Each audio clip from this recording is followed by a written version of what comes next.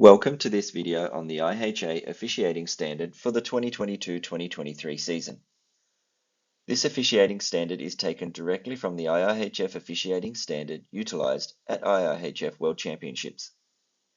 This video covers principles of penalty enforcement, physical play, restraining fouls, and fair play, and includes information and video examples on both legal and illegal plays to ensure a consistent standard can be called and player safety kept to a high standard. Maintaining and controlling the standard at which officiating operates brings the game of ice hockey to a level where the skills of the players determine the outcome of games, plus promotes a strong image of our sport for the fans, media, spectators, and the promotion of our sport for more people to participate. This officiating standard is not a zero-tolerance policy in the assessment of penalties. Game officials should utilize game management to allow the player's skill to shine. Intimidation tactics have no place in ice hockey. These tactics include any contact to the head of the opponent, checking from behind, and late body checks to an opponent who is no longer in control of the puck. Officials are instructed to enforce these rules to a high standard and assess the appropriate penalty when these actions occur. Officials are expected to strictly enforce any avoidable contact occurring after the whistle, including during scrum situations around the goal. The principles of enforcing penalties when body checking takes place include the following. The purpose of a body check is to gain possession of the puck. Proper body checking technique starts with stick on puck. Therefore, the stick blade of the player delivering the check must be below the knees. Only the trunk, hips to shoulders of the body shall be used to deliver a body check. The check must be delivered to the trunk, hips to shoulders, and directly from in front or the side of the opponent. The onus is on the player delivering the check to avoid placing a vulnerable or defenseless opponent in danger of potential injury. Physical play is a natural part of the game of ice hockey, both to protect the puck and to gain possession of the puck from an opponent. Player safety is always the priority. In this section, we will go through physical play aspects of ice hockey. A basic component in the game of ice hockey is gaining possession from an opponent by using a body check to separate the player from the puck. It is important that a player is not allowed to use a body check with force or other means to create a situation where the player is intentionally separated from the game or in any way endangered. Body checking is a shared part of the game. The checker and the receiver share responsibility in creating a safe environment. The majority of the responsibility is on the checking player, but the receiver must not put themselves in a dangerous position.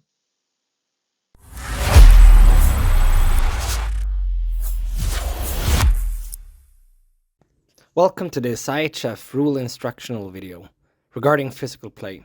In this video, we'll like to point out the key factors around legal body checking and illegal body checking. In this first example, we will have a contact from the white player on the blue player as the blue player is receiving a pass from a colleague. What we see is that the player in the white team initiates body contact in order to separate the opponent from the puck. White player stays tucked and delivers a controlled body check towards the opponent. The player is not adding any force, any speed, any upward motion, making this a dangerous hit. This is a good example of a fair body check. In this second situation, we'll see a similar act, but where the impact looked a lot more forceful. Breaking this down, we see how the white players adds no speed or force, stays tucked in the entire situation, and really tries to separate the puck from the player. The white player is delivering a check that is controlled and where he is not targeting any head or any other part of the player's body. This is a good check where the player is really taking care of both himself and the opponent. The white player could have chosen other ways to enter this contact where the force and the impact would be a lot higher and where the sole target would have been to separate the player from the game and not the player from the puck. In the following situations, we will see examples of body checking that is not within the framework of what is legal. In this play, we see how the blue player makes contact with the white player after losing possession of the puck. The blue player makes contact with the opponent up high towards the head and neck area. The blue player uses an upward motion to target the opponent's head and neck area. This is one of the key factors making this an illegal play. The blue player is also adding the arms as a mean of force to add impact towards the opponent. This is not in any way trying to separate the player from the puck, only trying to separate the player from the game. In this situation, the blue player shall be penalized for an illegal check, in this case, a check towards the head and neck area. In this second example, we'll see how two players are engaged in battle for puck possession, and a white player comes in as the third player in the situation. The red player has just played the puck when the white player is checking the opponent. The white player has no regards to separate the player from the puck and is not adjusting the speed and the force in the check to enable a safe check on the opponent. The player has an upward motion, creating a high force into the situation. And as the player elevates into the check, he targets the opponent's head and neck area with a great force, putting the opponent for a high risk of injury and is truly recklessly endangering the opponent's health. This is a situation that should be penalized and is not seen as a legal hit.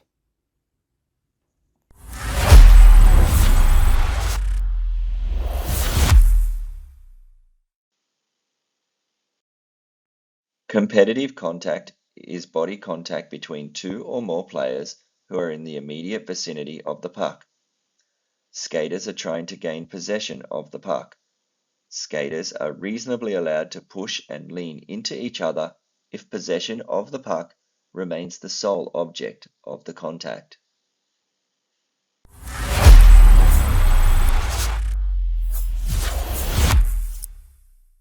In our first part regarding physical play and the body checking, we talked about the basic principles of the checking games all over the ice. In this part, we would like to pay a little bit extra attention on what we call competitive contact. This is situations where players are chasing towards a free puck in, for example, an icing situation. As we see in this clip, players are adjusting speed and force to make this competitive contact in a good way. It is important that both players share the responsibility to watch on the angles and the force into the body contact when competing for the free pucks. In no way can they use any contact that puts an opponent to a dangerous position. In all these three examples, this has been a good shared responsibility between the players.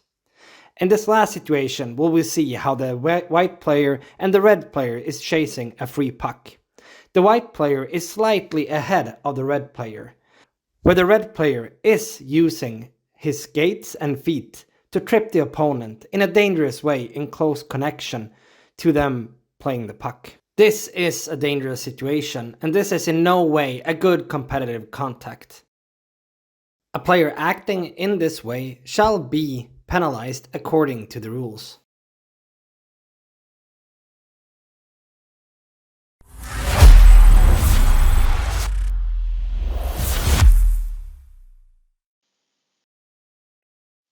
There is no such thing as a legal check to the head or neck area of an opponent.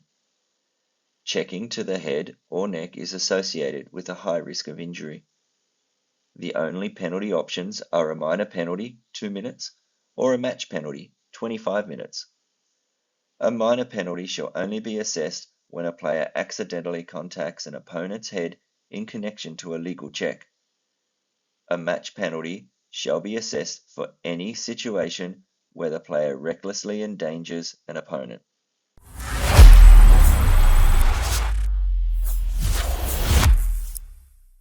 In this rule information video, we go a little bit more in depth in one aspect of physical play, and that is illegal checks towards the head and neck area. It is important to emphasize the only options for a game official is to call an illegal hit towards a check or the head for a minor penalty or a match penalty. Checks to the head is connected with a high risk of injury. As we can see in this particular situation, the white player has plenty of time to adjust or even avoid this check towards the opponent. White player elevates into the checks and makes an upward motion to target the opponent's head. In this situation, there is no way for the blue player to avoid that the contact comes up to the head, and the white player makes the head the primary contact for the check. This situation shall be penalized with a match penalty for illegal check to the head. In this second clip, we will see a battle around the boards for the puck between a yellow player and a player in the maroon team. The yellow player loses the puck and gets checked by the opponent. The player in the maroon team has the time and the possibility to adjust the speed and the impact point in the check.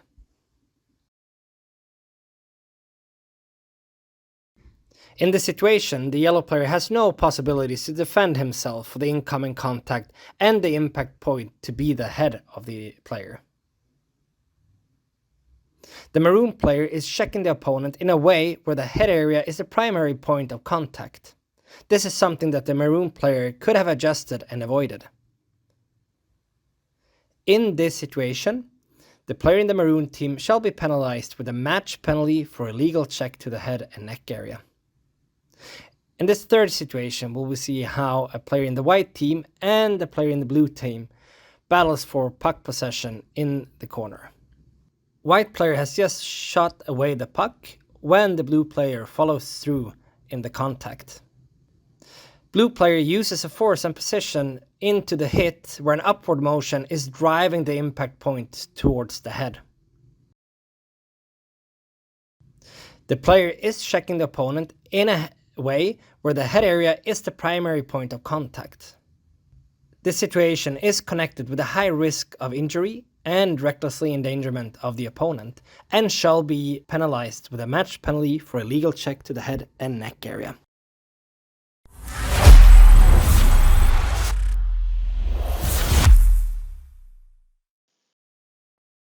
The boards are not to be used as a weapon to increase impact on an opponent. A player being checked from behind is always considered reckless endangerment, as there is high risk of injury to an opponent. The checking player is always responsible for delivering a safe check. However, the receiver must not put themselves in a dangerous position.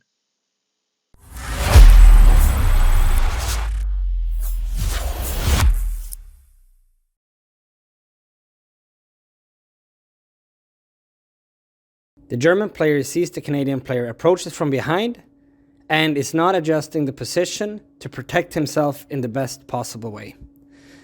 The German player sees the approaching Canadian player and still chooses to keep the back and the numbers up. The player puts himself already from the start in a vulnerable position, knowing the approaching opponent. This does not take away the responsibility from the Canadian player to adjust the speed and the impact point on the German player. This is a good example where checking from behind should not be called, but boarding. In this situation, the Latvian player sees the Finnish player approaching and at the last second turns around and creates an impact that is highly risk of injury. This is to be penalized, but as the player turns, sees the player and then turns around, this should be called for a boarding. In the judgment of the game officials, this should be at least a minor penalty for boarding, but could be, in the judgment of the game officials, also a major without game misconduct. Note that this situation is not to be called checking from behind, but boarding, due to the fact that the player turns prior to impact.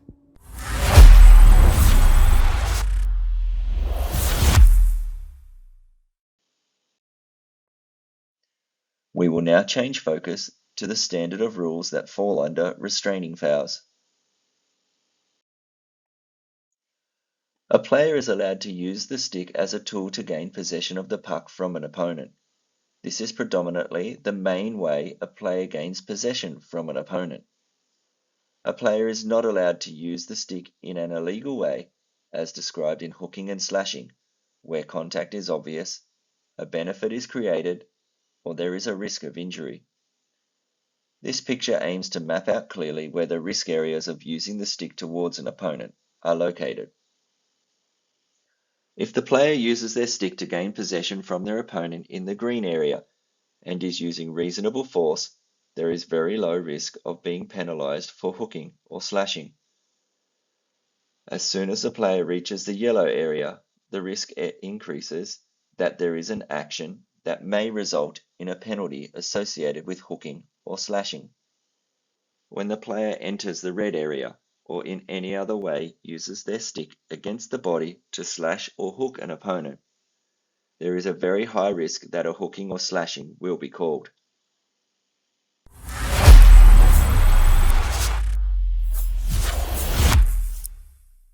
In the first part around the restraining fouls, we'll talk about stick actions such as hooking and slashing. Let's start to look on the standard for implementation on hooking actions.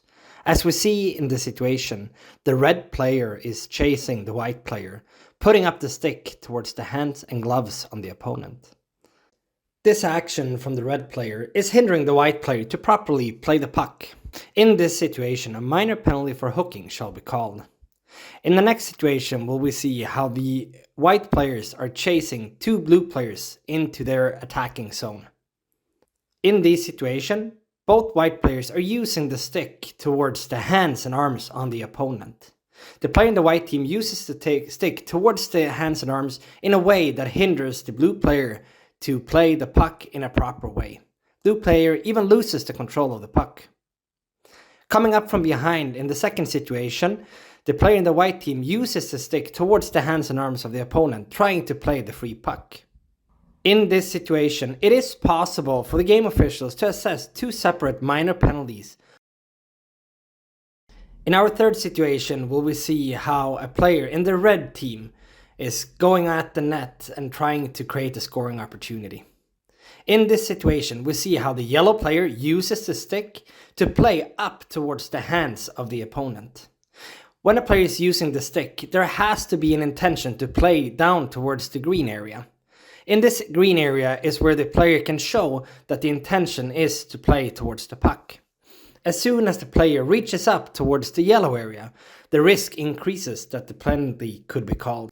When the stick comes up towards the red area shown here in this video, the risk increases drastically for the player to be called for a slashing or a hooking penalty. This is the area where the biggest effect on a player's ability to move, pass or shoot the puck is shown. In this situation, we can clearly see how the yellow player's action hinders the red player from shooting and playing the puck in a proper way. In this situation, the game official shall assess a minor penalty for slashing. In our last situation, we will see how two players battles for the puck. In this case, the yellow player uses a stick to play down towards what we call the green area on the stick of the opponent in the action to try to gain possession of the puck. As both players are engaged in battle for the puck and the puck possession, this is a good play. A player can never use the stick with an excessive force or with a violent force towards an opponent's stick, especially when it comes up towards the red and the yellow area.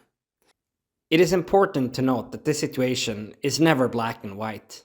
For example, if a player uses the same kind of motion to swing and slash towards an opponent's stick and breaks the stick, that this player could then be penalized by the game officials for this offense.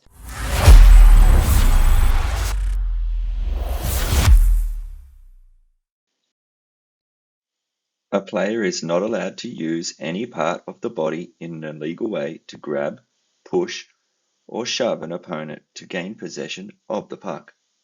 This is covered under holding and roughing. A penalty may be called where contact is obvious, a benefit is created, or there is risk of injury.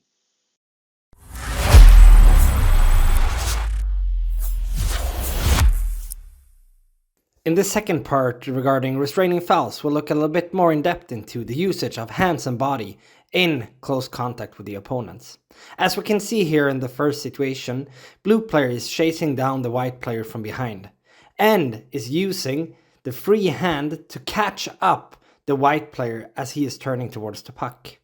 This hinders and stops the movement of the white player.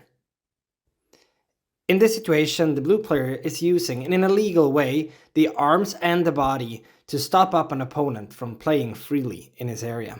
This shall result in a minor penalty for holding. In the other situation, we will see how the white player is chasing down the blue player. The white player is coming from behind and uses the free hand to grab and stop up the opponent in the ability to play the puck freely. This movement is slowing down and stopping the blue player in the action that he is entitled to have in this close contact. This situation shall be deemed as a holding situation, and the player shall be assessed a minor penalty for this action.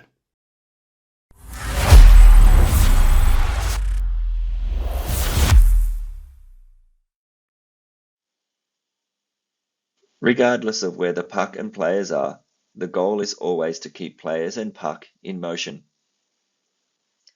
A player that uses their body and/or the boards to cover or stop the puck and making it impossible to play, or shows no attempt to play the puck and keep it moving, may be penalized for delaying the game.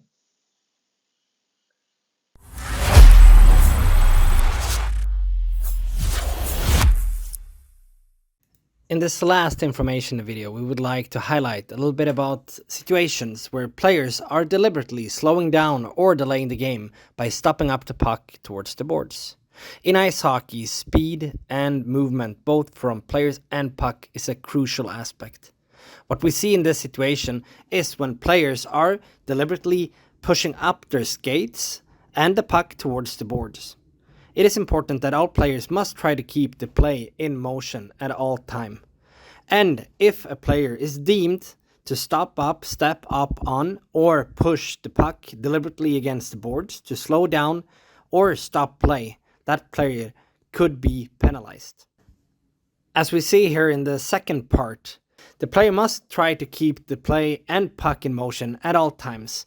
And we want to stress that if a player is deemed to intentionally stop up the play and delaying the game, a penalty may be assessed from the game officials. As we speak about slowing down and stopping up the game, the same intention goes for when a player is stopping up or stalling down the play by taking a position behind its own goal net.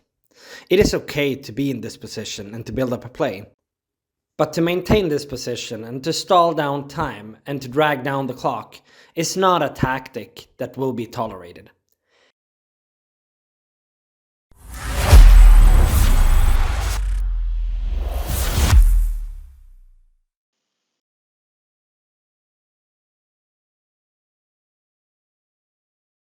Game officials are instructed to strictly follow the rules outlined in the rulebook concerning abuse of officials and unsportsmanlike conduct. Any sort of abusive behavior, regardless of the situation or whom it is directed towards, shall be penalized according to the rules. There is no place in ice hockey for obscene gestures, racial slurs or taunts, or sexual remarks during or after the game, on or off the ice, and any location while in the arena and its connected premises. Any player who blatantly dives, embellishes a fall or a reaction, or who feigns an injury shall be penalized with a minor penalty. It is important to distinguish the difference between diving and embellishment. Diving is the action of a player trying to draw a penalty against an opponent, while embellishment is the act of a player attempting to make a foul look bigger than it is, even though the foul has been committed.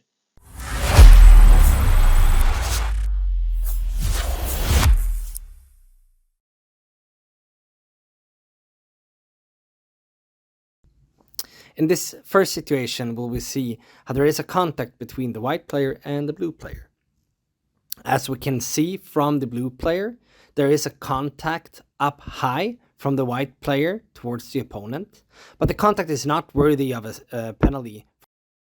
In this particular situation, the blue player makes a motions with his head, upper body, in a way that the contact from the opponent was made actually up there and much worse than what it really was. This is a situation that falls under the rule of diving. In this second situation, we will see how the white player takes the puck up the ice and gets a light contact from the opponent in the maroon team. The player falls down.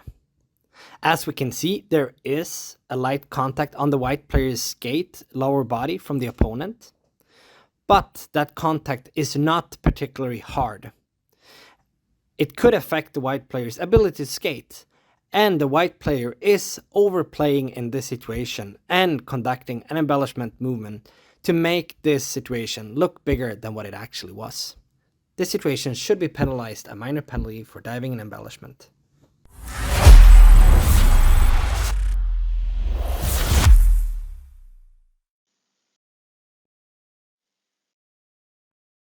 Thank you for watching this officiating standard video.